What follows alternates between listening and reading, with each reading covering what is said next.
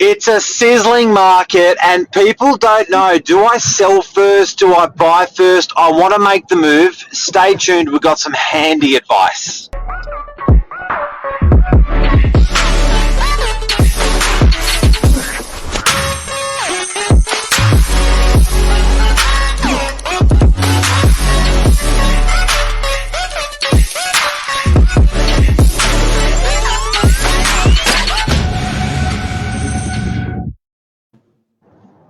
We're live.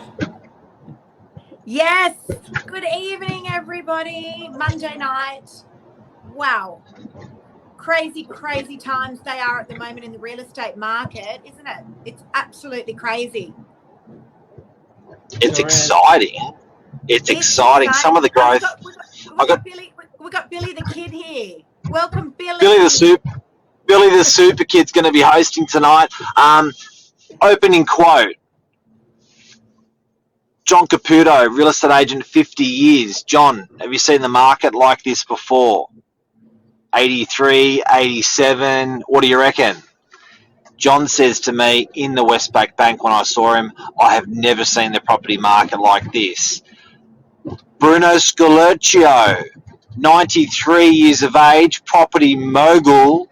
Bruno, you've been in real estate a long time, buying and accumulating. Have you ever seen the market like this? What about 83 when it doubled? What about 87 when it doubled again? Bruno Scolercio says to me, Mark, I have never seen the property market like this in my life. It is a raging property market. It really is. And, you know, ordinarily, people would sell first, right, before they would buy. And it's interesting, and this is what we're going to be talking about tonight, guys, because what I'm seeing personally, and I don't know about you, Mark, but what I'm seeing personally is if people have got the capacity, they're actually buying first before they sell at the moment, which is interesting. Yeah. So we're seeing these big, long settlement times. So a standard settlement, let's call it 6 weeks. We're seeing these big, long settlement times now. And what seems to be normal is anywhere between 8 to 12 weeks now seems to be normal. And so many more people are buying first before they sell. And is it right or is it wrong? You know, there's no right or wrong way. Personally, I just think, you know, you've got to do what's comfortable for you. And the reason why people are buying first before they sell is because they know the market's roaring hot and they know that they're going to be able to sell quite easily, and they're worried that they're going to be homeless. So it's really, really interesting times, really interesting times. You know, is there a right or a wrong, Mark? What are your thoughts? You know what? I think it's right. I think that you can generally, you see, you never knew where ground zero was when you were selling prior. You were like, you know what? I don't want to buy and be stuck. You generally can almost guarantee you're not going to get stuck in a bad place. Prices are rosy and prices are good. People, if anything, it's gone the other way, Lisa, where people have been reluctant to even sell because they can't buy like something snappy or fast. So it's interesting that, you know, a lot of properties have not come to the market because people are so intimidated about the lack of stock and not being able to buy. It's pretty interesting. Billy the Kid, what are you going to say? Well, what's great introduction. Thanks, Mark. What's like more risky, would you say? You know, if you're going to buy and sell in the same market over here, you know, the likes of Lisa saying that you've got to do it, whether you're upsizing, downsizing. If you're going to buy and sell in the same market, then it sort of, you've got to do it now or later. But is there any risk associated with it? Is there a way you can minimize your risk? That is a very, very good question. So, yeah, there is, right? There's always a risk involved with real estate. So the risk is if you buy first, there's a risk that you may not sell in the timely fashion that you think you're going to. All right. And the market, believe it or not, we are in a booming market, but it is still quite volatile. All right. Because the market came up so quickly, we don't actually know if we have reached the peak of the market yet. Is the market going to come off if more stock comes on? All right. So will property prices start to plateau or start to dip a little bit with more stock inevitably coming to market? So there's the risk. And also on the flip side, you may have, let's call it, you've got a property, let's say it's worth $2 million, and you want to do an upgrade and you go and buy a property for $3 million, which could be, conservative. Let's call it conservative. If you're a buyer and you're upgrading, you may very well get more for your property than what you realised. So you might have actually been able to afford to buy something even better if you bought first and didn't sell. So there are so many scenarios. Mark, what are your thoughts? I've been quoting this for years, and I reckon it really, really helps people. It's all about positioning yourself. If you're in a good buyer's position, off you go. If you're in a good seller's position, off you go. So how do you get yourself into a good buyer's position when there's the variable of I don't know what my property's worth, and I don't know even if I can sell my property? To put yourself into a good seller's position, you've got to be on the market and available to purchasers. As you would say, Lisa, you've got to get the judge and jury through. Yeah. The thing people get scared of is they don't think you can hit the pause button. They don't think you can say no. They don't think you can pause your campaign. They actually think you've got to sell once you start bringing buyers through, which is not the case at all. So what I love, absolutely love, is putting a toe in the water, feeling the temperature, getting the judge and jury through, getting real buyers, hot buyers through, real offers. Now you're in being in a hot seller position and a good seller's position, then automatically puts you in a good buying position because you've got someone on your left ready to buy. Now let's go to the right, get ready to purchase something on my end. So you've got to do that. Now people think you've got to do one transaction first and then the other transaction. You don't. You can do them simultaneously if you've got a proactive agent and you've got that mindset right. I agree. And also what a lot of people don't realise is that you can buy a property without having sold if you've got your deposit. And there's a number of ways that you can do that. So you can do that with a cooling off period. All right. So you can have a property that you are about to launch to market, but you've seen something that you absolutely love and it's perfect. Ask the agent, can I make an offer on this property and put it into a 5-day cooling off period with a 0.25% deposit, which is 0.25%. A lot of people don't realise that. And sometimes it's just a few $1,000s. You can whack it on a credit card, put a property into a cooling off period. Lots of people don't realise that. They think that you've got to have these big 10 or 5% deposits straight away to exchange on a property. All right. So, that's also an interesting scenario to take into account. But again, guys, let's just get back to what we're talking about tonight. And that is, should I buy first or should I sell first? Now, I say you've got to do what works for you. So sometimes, look, can I give you guys an example?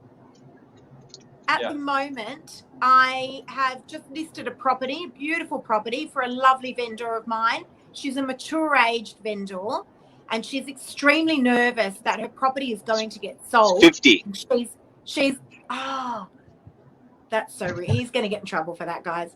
That's mature age. Billy, what's mature age? Careful, Billy. Yeah. What's mature age? What are we talking about? Mature cheese, steak, or people, Mark? Humans.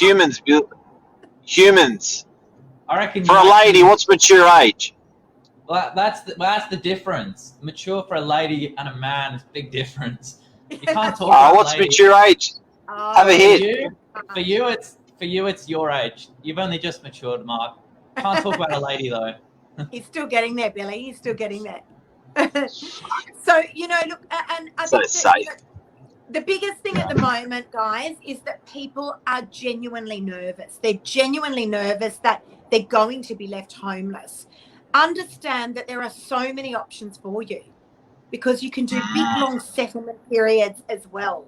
All right. So we can transact your property, we can sell your property, and we can give you a big long settlement, which gives you ample time to be able to go out and find a property. And in the event that you do, and you find it quickly, we can then bring that settlement period in. It's what we call a reducible settlement. A reducible settlement. Lise, you can even use the person that's buying your property, you can use their deposit. So you may think that you don't have the ability to transact because you don't have 100,000 or 200,000 or whatever it may be, 10% in your pocket. If you can actually use the deposit from the seller to buy your next property if you get it approved in your contract. So don't think you don't have the coin and you don't have the ability to do it. It can be done. Do you know what the biggest thing out of tonight, guys and girls? Now, we are a live audience, so if you want to ask any questions to us, you can. Yes, make sure you're on Novak Facebook and pop in your question. Billy will read it out for you. I tell you what's really amazing. Yeah.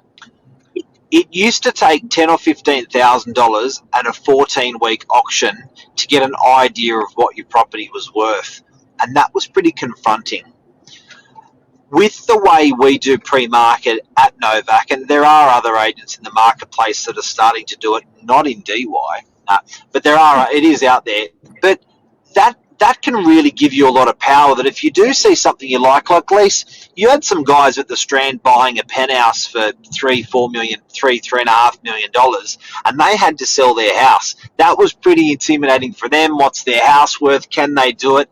Literally, with you on board, they would have had the ability to know within 24 to 48 hours what their house was worth. That's how quick we can get a property on the market, and that's how quick we can generate offers for a seller, which then puts them into a strong buying position. Or if you remember, I spoke about selling position and buying position. Yeah. It puts them back into a strong buying position to then make an offer on the penthouse. It doesn't have to be 4 weeks. Everyone's got this auction 4-week things. At least it's good to get a taste, and you can go, wow, if I can sell for that and I can buy for that, okay, buy that property. And now let's do a slow 4-week auction campaign. You can pace it. You can go fast, go slow, whatever you want. And so the benefit is, so I did an appraisal today. Beautiful, beautiful property. These guys are not sure yet what they want to do. They're a mature age couple. They're looking to retire over the next 12 months. They're thinking that they might just cash out and maybe move up the coast. But they said to me, Lisa, it's got to be worth our while. We need to get something with a 3 in front to make it worth our while. Now, the reality is, until you actually bring in the judges, the buyers, right, we just don't know, because the way the market is at the moment as agents, we've got to look at our comparable sales. We obviously draw in on all the experience that we've had, and we come back to them with an estimation on what their property could be worth in this market. All right. But I can tell you now, Mark, 9 times out of 10, we are getting well above guides. Okay, and that's got nothing to do with anything except for the fact that we brought in the judges, we brought in the buyers, and they were the ones that said, I will pay that amount for that property. I love it, and I want to take it off the market today, and I'll overpay for it. All right, so until we get the buyers through, it's impossible to know, not impossible, but it gives us a very, very clear understanding as to how much we can actually get for someone's property. I think that's huge for anyone that's on the fence about thinking of, do I sell now if I've got to buy later? What are your obligations if you're going to put your property on the market with an agent for sale, dipping your toe, as you say, Mark? How does that look? Fuck, you nailed that question. You nailed that question. Can you ask that again? Yeah. Well, and guys, we haven't pre-framed these questions with Mother of Mary! Go. Smart kid. How does it look, from a legal standpoint? Do you need to invest anything with your agent, solicitors, getting the contract ready, things like that? Great question. This is the exciting bit. It's your property. It's your terms. So if you do, to answer your question, if you did want to, and a seller did want to just see how it goes or just see what their property is worth, agents are willing to put in the time and willing to put in the money to do that, because more often than not, we know we're going to get a result. Now, if we don't get a result, we're not crazy beating your doors down. We know that if we do a good job, you'll recommend us to your friends and your family if you don't sell, or you'll use us a couple of years later. So to answer your question, Billy, if someone goes on the market, dips their toes, and decides, and we bring them offers and they decide not to sell, you can structure your agency agreement, which is the agreement we have with the seller. You can structure it that it's $0 and that you can come off the market after 1 week, 2 weeks, 3 weeks, whatever you want. Yeah. So Yes, that's exactly right. So, Billy, sorry, just to add on to that, the risk is actually with the agent, all right, and not with the seller. And this is exactly what I explained to these lovely vendors today, because they said, you know what, Lisa, we may just give it a go for 30 days. We don't really want to spend any money on marketing, and we definitely don't want to do an auction. We just want to dip our toes in and we want to test the market. All right. So we've put together a phenomenal strategy, $0 marketing, where we can say, Mr. and Mrs. Seller, the risk is all with us. We'll pay for your photography. We don't have to do the big ticker tape parade auction, but if we hit your dream price, we bring it to you and the decision lies with you. You're not obligated to sell. And if we didn't get the dream price in the 30 days, as per the agreement, just go back to living in your beautiful home, right? So there's absolutely no risk there to the vendor. And guys, it's important to note, and this is a question I get asked a lot, Billy, from a lot of sellers. They say, Lisa, do we have to sell? So you've given me an estimation of price between, let's call it $1 and $1.1 million for my property. Do I have to sell within that range? We are only selling someone's property when the vendor says, offer accepted, I am thrilled with that offer. Even if you double the price, they don't have to sell. No, that's right. They are in complete control. Until those contracts are exchanged, that vendor, that seller, is able to pull out at any time. All right? So next question, Billy. Go, Billy. I think you touched on the terms, having all those little bits and pieces that put you in the better position, like your settlement dates, your deposit, all of those things. Surely that to anyone that's on the edge, that sort of answers your question. You need to just reach out and consult, an expert like Lisa, Mark, and then go from there, because you can put yourself in a far better position than what it sounded like from the start. So guys, it's also important to understand that whether we bring through one buyer with our pre-market strategy or off-market, as many people understand it, or 100 buyers, the same documentation is required. All right. So it's still a signed agreement. It's still a signed agreement and a contract of sale, whether we bring one buyer on a 1-day agreement or 100 buyers on a 100-day agreement. That's really, really important to note. Keep your agent on a short leash. Keep them on a short agreement. Yep, agreed. And that is very much a negotiable part of the agreement. So even if your agent brings to you an agreement that says 90 days on there, you can say, Lisa, would you be open to doing a 14-day agreement just so we can get to know each other and we can just make sure that we're comfortable with this situation? That is absolutely negotiable, that part of it. Hey, does this work when I do this? Ready? What's the next question, Billy? When I look down. Oh, yeah. Does that look like does that work?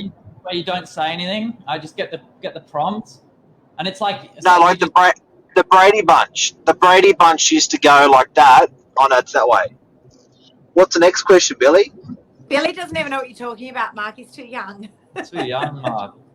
No, that's really helpful to everyone that's watching. I think it's certainly taught me a bit on this 20 minutes. So guys, and you can be flexible, can you? So, we do it a little bit with rentals, Mark, where you say, let's launch to domain first where it's free. And then if you still need more, or you still need more interest, or you want the bigger price, then you can launch out.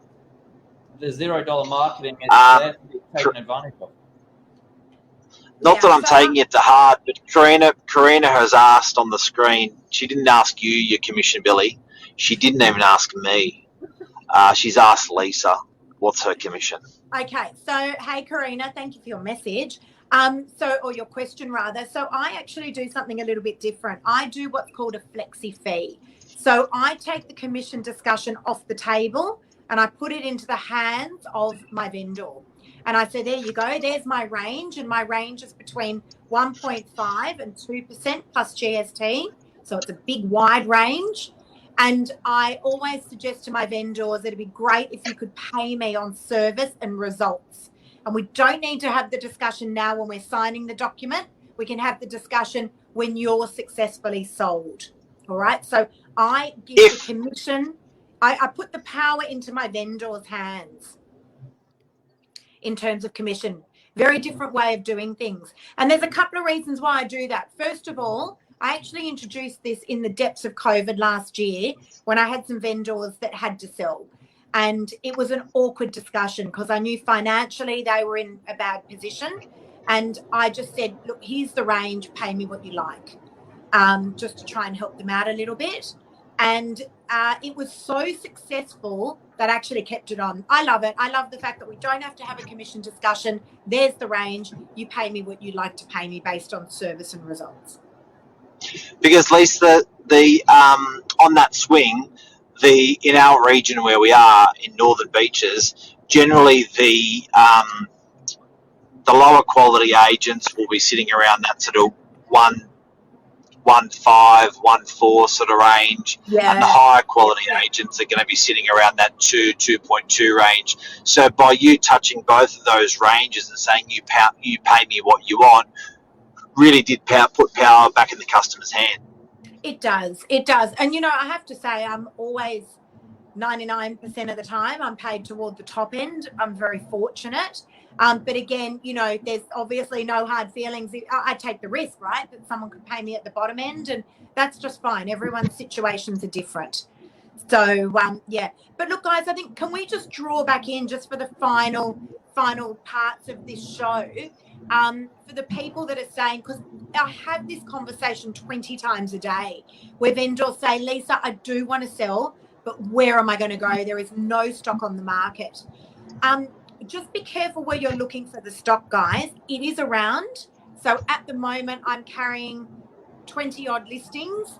And I can tell you now, there's about 3 or 4 of them that are actually on the real estate portals.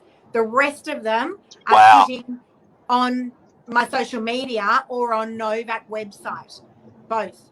So just, you know, make sure you're looking in the right places for property. There is property out there, and there's plenty of it being transacted. So, you know, make sure you're looking for it in the right places. The answer to whether to sell first or buy first, you've got to do what works for you. All right. There's no point in playing the property market. You'll get yourself in trouble.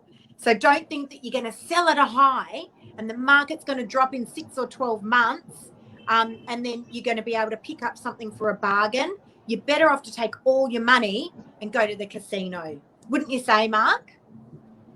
Absolutely. Absolutely. Now, this is getting exciting. We're getting some really good questions coming through. Guys, keep them coming. Georgina Green. Do you want to read that out, Billy Boy? Yeah, I've got it here. I've just signed a 90-day contract with an agent. I'm happy with what can I do to make this the best deal I can as a vendor?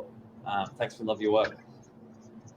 Okay, so Georgina's just signed a 90-day contract with an agent. Standard. That she's happy with. And what can she do to make the best deal that she can as a vendor? Look, a big part of this, Georgina, is trust. Okay, so you've actually signed up with that agent because you believe in them. It's much like, I think real estate, people lose focus with their real estate agents. If we were heart surgeons and you were sitting opposite us and we were saying, right, this is what we're going to do, it's going to be surgery and la, la, la, you'd be sitting there and you would be waiting on every word and instilling every bit of trust into that surgeon. You've got to trust that your agent is going to get you the most amount of money. So, sorry, just a bit of a long-winded answer, but where I see things go wrong as a real estate agent is when my vendors don't allow me to do the things that I need to do. So, it's like meddling with a cake recipe, right? It's going to work, but the result's not going to be as great if you start messing around with the recipe.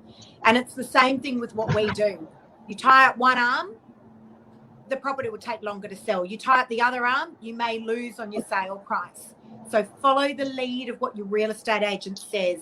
I love input from my vendors, but make sure you follow the lead. Mark, what are your thoughts? Yeah, look, I think also a good agent has a good process, a process that's proven that works. So I think follow that process, trust that process. I think regular contact, with your real estate agent's great. I think, if they need something, try to facilitate that. There may be a little bit of work done around the house or access or things like that. But generally, I think, Georgina, with choosing an agent that you've done, you obviously trust this agent. You've interviewed other agents. You trust this person. Enjoy the process. Don't be too. One thing, have fun. And I always say it, like it is intimidating. You haven't done it a lot in your life. People generally haven't bought and sold a lot in their life. You do a couple of these transactions in your life. Enjoy it. Have fun. Your worst case scenario is great. You're not going to sell. Hang on, you're going to sell, and so your worst case scenario is you're not going to sell and you're stuck with a wonderful property that's going up in value. Your best case, which is a great scenario, your best case scenario is you're going to get a cracker of a price and you're out of there. So it's a win-win situation. Enjoy the process, and there's always a backup plan if you don't get sold, so don't stress about it. That's what I say. And understand that our job is to work out how we're going to get you the highest price in the shortest possible time. And I think because I do a lot of stuff, obviously, with social media, with my pre-market, if I feel that I'm able to get my vendors more money by putting them onto the real estate portals or taking them to auction, have a look at all the sales that I do. They're all different. Some of them sell off social media, right? Because we got a rock star price. Some of them I'll take to auction. Some of them I'll launch to realestate.com or Domain. So remember, our job as agents is to work out the strategy as to how we're going to get you the most amount of money in the shortest possible time. That's our job. Billy, any other questions? I think that's huge, guys. I think that's really helpful to everyone out there. If you're on the fence, talk to an agent that you trust and know where you stand legally. You don't have that many, solid commitments. The flexibility is yours to make the terms you wish for. And yeah, like you say, Mark, the worst case scenario is you stay put for the time being, prices go up. It's happy days. And can I just say, you know what, guys, another great topic is how do you choose your real estate agent? I signed up a listing the other day and she said, something came up about the number one agent. And I always laugh about number one, I'm the best, I'm the this, I'm the that, because so many agents spruik it. But the reality is everything that you would like to know about the agent, the majority of the time, is all there. It's all online. So if your agent is spruiking that they're the number one agent, all you got to do is just get online and have a look. But I reckon that's a great topic of discussion for another show, is how do you choose your agent, right? Because everyone looks the same when you don't know them. It's very hard to work out who you should choose. So I reckon that's a great one for another show. Billy, also, just question tonight, Lisa. Just a question for you, Lisa, from me as well. Who did your hair and makeup, and how do you look so vibrant on the screen tonight, Lisa? I just wanted to ask because the lighting and makeup and hair is amazing. Have you got a team behind you there that's doing that? I'm glad you asked, Mark. So a little bit of a zhuzh of the hair. I'm at home at the moment. I literally ran in the door 3 minutes before. But you know what the magic is? Yeah. It's a light. It's the good husband. Light. It's great husband. Ring light. A ring light. You got to have good lighting. And guess what else, guys? So I'm here in it's still in my lovely work dress, but I did take off the stilettos and put on the Ugg boots. Lisa, it's something about the great. Oh, what happened? Mark froze in time there, Billy. Great timing. Great timing, guys. That's a wrap. Thank Who you so bought much for tuning in. We hope that we've helped you guys. And Billy, you're a weapon. It was fun. Thanks, guys. I've got my eyes on you, Billy. Thanks, We might Lisa. have Thanks, to Mark. dust off a seat in my team. Yeah. Keep an eye out on Billy the Super Kid. Keep an eye on Billy the Super Kid. The next coming months and years, champion There you go. of the 19-year-olds in real estate. Bye, everyone. good Thanks night. for tuning in. See ya. Good night. See you, legend. Bye-bye.